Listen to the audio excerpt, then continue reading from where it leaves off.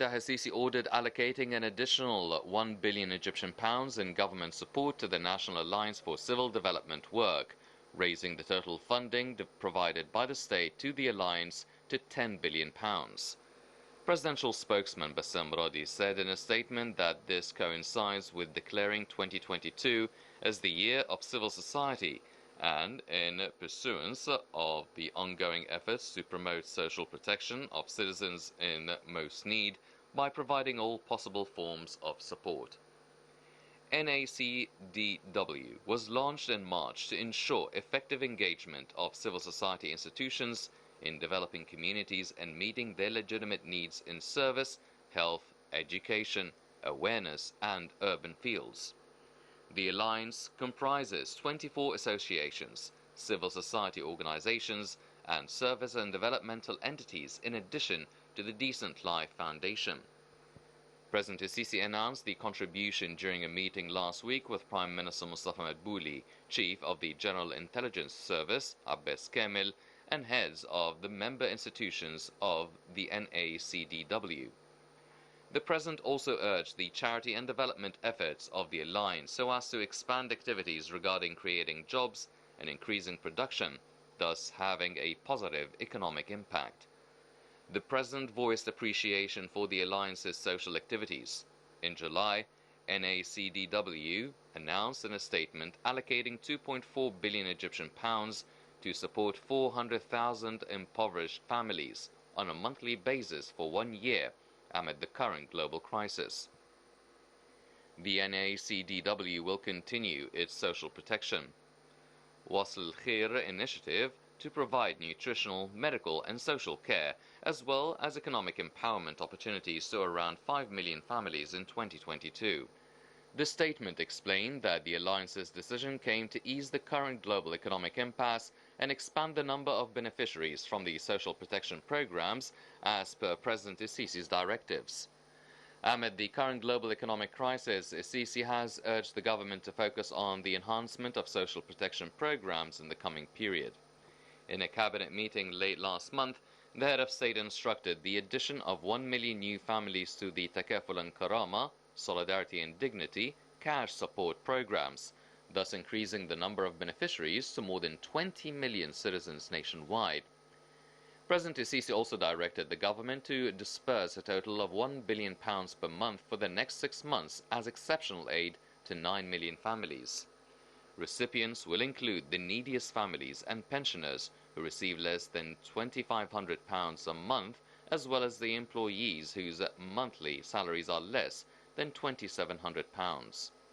In addition, 2 million subsidized food boxes are made available each month at half their price from the Egyptian Armed Forces food markets. Earlier in July, Minister of Finance Mohammed Maid said that £356 billion of the fiscal year 2022-23 budget have been allocated for social protection and subsidies, while another £400 billion will go towards improving the conditions of the public sector employees, including wages and compensations. Welcome back, ladies and gentlemen. As we just heard in the report, the President has allocated an extra 1 billion Egyptian pounds to the National Alliance for Civil Development Work. Now, this amounts to a total of 10 billion pounds, all for the development, all to achieve sustainable development goals by 2030.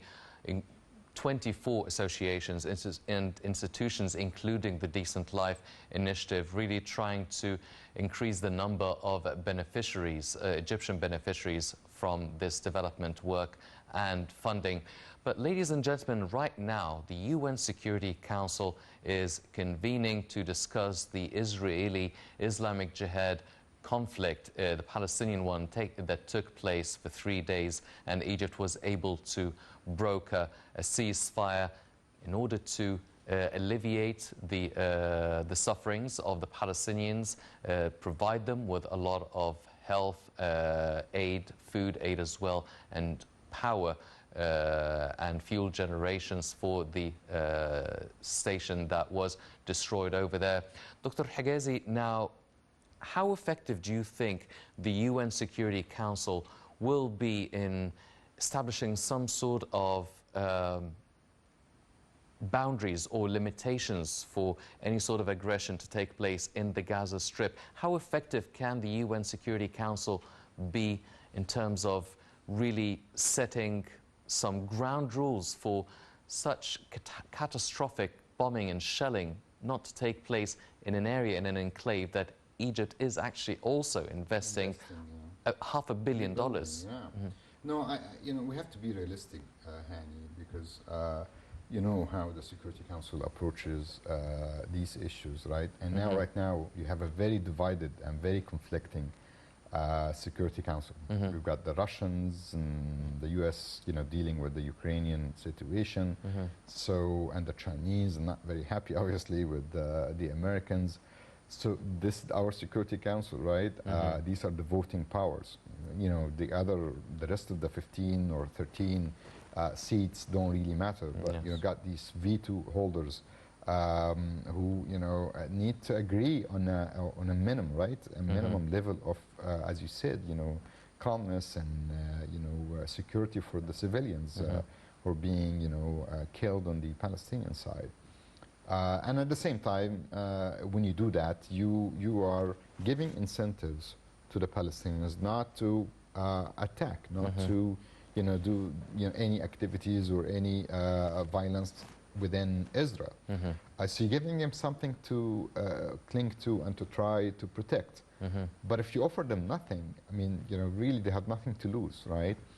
But the history of the Security Council dealing with the Palestinian issue is not encouraging at all. The situation right now is very unstable, internationally.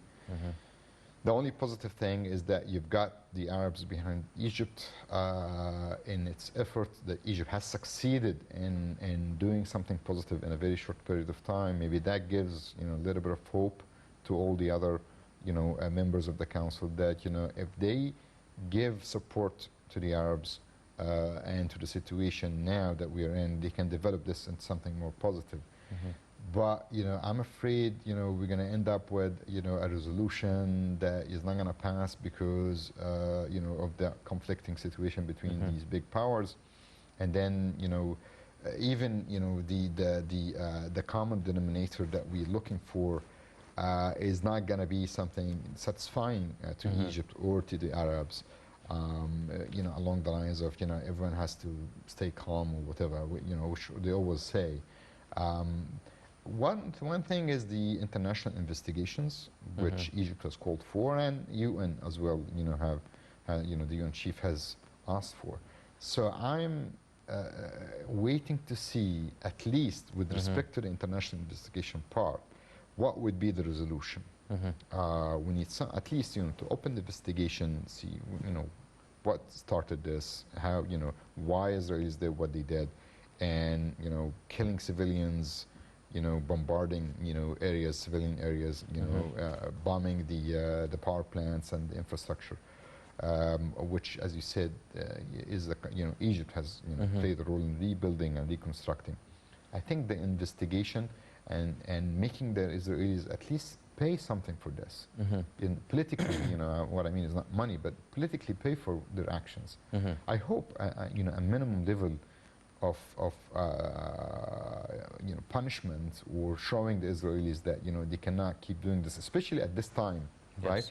It's in the interests of the Russians, the Americans, and the Chinese that not too much attention is given to the region, and no big conflict is now taking place in the region. Maybe that you never know. That could be a good surprise, that would lead them to at least put some pressure on the Israelis and issue a resolution that is, giving them a hint that they've got to stop this. Do you think, Dr. Hegazy, that the three countries you've mentioned, China, Russia, and the US, all with the veto powers, now they all have different conflicts, and it's, be it economic conflicts, be it the Russian-Ukraine conflict. Do you think that they would use this issue, the Israeli-Palestinian issue, in a way to settle their scores in different conflicts within this Israeli-Palestinian one, or do you think that they would actually put all these differences aside and maybe look at the numbers of 43 people killed, 15 children, 4 women, 311 wounded? Do you think that humanitarian situation, the humanitarian, the human sort of element, the human factor, do you think that they could put it aside, I mean, regardless of the results of the investigation? I hope it is the second, because to be honest with you, it would be short-sighted if they go with the with the option of or the idea of this is an opportunity to settle, their scores using the Middle East conflict or the situation. I think it's in their interests, at least even for the short period of time, to at least make sure that the Middle East is calm. Because you don't know how this card, or the Middle East problem, could play into a bigger conflict. The situation with China, the situation with the Ukrainians, and you've seen how Egypt recently reacted to the Chinese, the statement by the president about China, that Egypt stands with China on the Taiwan situation, right? That's a message to the Americans as well. So if you make the Arabs angry, we got an issue with the oil in the Gulf. The Saudis were able to accommodate you, but if you keep supporting Israel and Israel keep bombing the Palestinians, at some point, the Arabs, the politicians, right, the governments will have to, show their people something. They cannot, keep this very difficult formula. So I think all of these calculations are playing into the situation and hopefully being taken into consideration by the U.S. and the Russians and the Chinese. U.S. to me is the most important element, because they know how we can make it more difficult for them, economically, as you said, and also politically with the situation in China. Yes. So we've got some, really there's a positive thing out of this darkness, right? There's a light, at least, here, which is that you've got some cards as the Arabs. You've got some cards to play and to show that you're relevant. And hopefully we get everyone to stand together behind Egypt, and so that we have I say a stronger position and a heavier weight. With in negotiating with the West in general. Yes. Well, we've seen all the praise the international leaders have thrown at Egypt for brokering the ceasefire. Do you think that the UN could actually, I mean, including the US, do you think that the UN can actually issue a resolution that would at least protect the Egyptian reconstruction work there, getting Egypt into the equation, trying to protect the civilian lives who are actually doing construction work for the Gaza enclave, trying to protect the Egyptian work, and in turn trying to protect the Gaza enclave? Egypt, as you said, Egypt have companies working in Gaza, and have people, engineers and workers in Gaza. So it becomes an international issue if Israel, continues to do that. So I hope so. I hope the resolution will touch on that, and I hope the resolution will build on what the Egyptians have done in getting the ceasefire, and will commend the role, but also encourage Israel to honor the ceasefire. This is the minimum I can expect from the resolution. I hope it goes further than that. But honoring the ceasefire, as long as the Palestinians stay calm in Gaza, then you can't continue your measures, your violent measures against them. Your bombing, your shelling, and all these things that unjustifiable. I hope that it would be the minimum, and send really a strong message, maybe not in the resolution, maybe behind the scenes, to Israel that we don't have time for this. We have bigger fish to fry, right? And bigger situation in the Ukraine, bigger conflict with China. We cannot afford at all to be playing with fire here in the Middle East. So I hope that this message was sent, and I think it was sent to the Israelis, and that's why maybe the reaction from the Israelis was also quick. Yes. This time. Well, a lot of political analysts and observers criticize the UN in general being mostly a ceremonial sort of political player. Yeah. And we've seen a lot of condemnation for targeting the Israeli side for not abiding by the international laws and resolutions. Yeah. So do you expect Israel to follow suit with what the whole international community has been used to, not really abiding or obeying international law and resolution? Or do you think maybe now that Egypt has serious work, Egyptian lives, Egyptian companies, Egyptian money and investment within the Gaza enclave, maybe things could prove a little bit different? I hope so. The situation is different now, right? You've got, at least some sort of development on the normalization level between the Arabs, especially the Gulf Arabs and the Israelis. So this is something for them to protect, right? For the Israelis, hopefully they have an interest to keep this. If the situation deteriorates in Gaza, and then later on in other parts of Palestine, it would be very, very difficult for this deal to continue, right? With the Arabs. As you said, with Egypt, the situation now, diplomacy is in a good, I think, terms with the Israelis now. Our diplomacy, we're talking, we're able to achieve things together. So they're going to lose all of these cards, the Israelis, if they escalate the situation.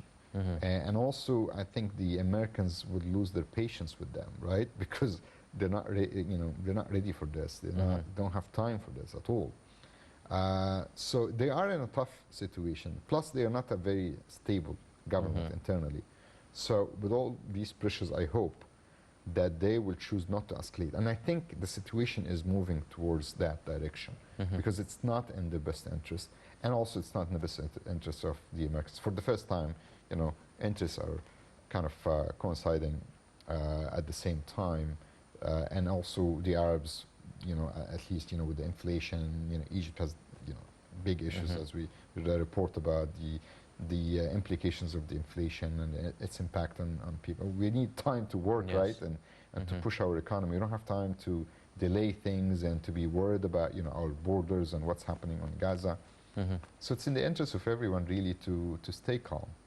Well, we've mentioned Russia, China and the US as part of the UN Security Council, but what about the remaining seats? What about the big European players within the UN Security Council? Do you feel that even if Russia and China and the US agreed upon something, do you think that maybe the big European players would actually want to just nudge a little bit at Russia's sort of stance, whatever it is?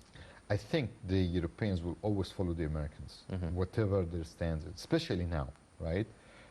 With the situation with Russia. Absolutely. They will follow, whatever the Americans decide to do. And if the Americans agree with the Russians and the Chinese on a minimum level of calmness and ceasefire and long-term ceasefire, I think they will follow that, and they will actually support. They will play the role in supporting that resolution and coming, to the region and making sure that Israel listen. And so that's the rule, right? They always, come to make sure whatever the Americans and whatever the big players have decided in the region. This is really my experience with them. Yes. Dr. Hegazy, now you've mentioned that the Israeli side looks a little bit different than what we've been used to for decades. A different prime minister, all the Arabs are backing Egypt's stance, and there's been a lot of normalizations of relations between Israel and a lot of the Arab states. Do you feel that now we are seeing a different sort of strategy or a different dynamic to the Israeli side in terms of listening or accepting or heeding for Arab stances and demands? Do you think there's a certain level of trying to reach a win-win situation between both sides that will hopefully ultimately benefit the Palestinian issue? Hani, absolutely right. I think always when you see the Arabs on one side, which hasn't been the case for a long time, right? Always there's internal conflicts within the Arab world, Israel, the U.S., and other players use those the divisions and differences to take advantage of them and say, well, you guys don't agree among yourselves, and so how do you expect me to deal with you? But this time, I think everyone, I didn't see anyone who's going in a different direction. Everyone is behind Egypt, from the Gulf to the North Africans. Everyone thinks that Egypt, is now ready to play this role, and hopefully Israel gets this message. There isn't a big internal Arab conflict right now, on the surface. There are always small differences, but on this issue, at least, there is some sort of solidarity with the Palestinians. That, I agree with you, is a good opportunity for us, and hopefully it put some pressure on the Israelis to take advantage of the situation and to keep things calm, at least for now. Yes. Well, what do you expect the result would be regarding the investigations into the three-day conflict? It is very clear violations of international law by any measure, right? So absolutely, I would say neutral international investigation would lead to this conclusion. And so many other investigations have led to that. Hopefully, this time, the international community could take actions upon the coming up with the result of the report that will come up. Take actions against Israel, make Israel pay once for some of these horrific actions they've taken in Palestine. Hopefully, yes. I hope so. Well, a lot of people want to. Talking about a coronavirus pandemic, climate change, everything needs money, and everybody needs to put in their share of work and cooperation. Do you think it still would be feasible? I think so. I think so. I mean, I'm not saying Israel will pay money, but at least to show that once you do this, you should expect to pay for it. Whether it's held accountable. To be held accountable. But with no accountability, it gives you incentive at least not to cooperate, right? Yes. Well, ladies and gentlemen, the UN Security Council is convening as we speak to discuss and investigate the three-day conflict that took place between the Israeli sides and the Islamic Jihad movement in Palestine.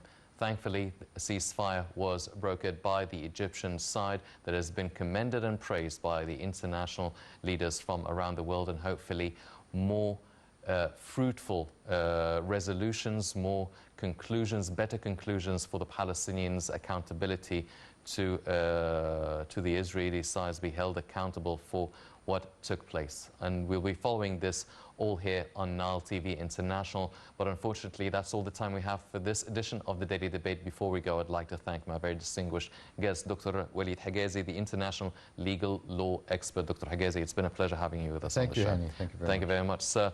Ladies and gentlemen, please stay tuned for more coming up on Nile International. I'm Hani Saif. Thank you for joining us.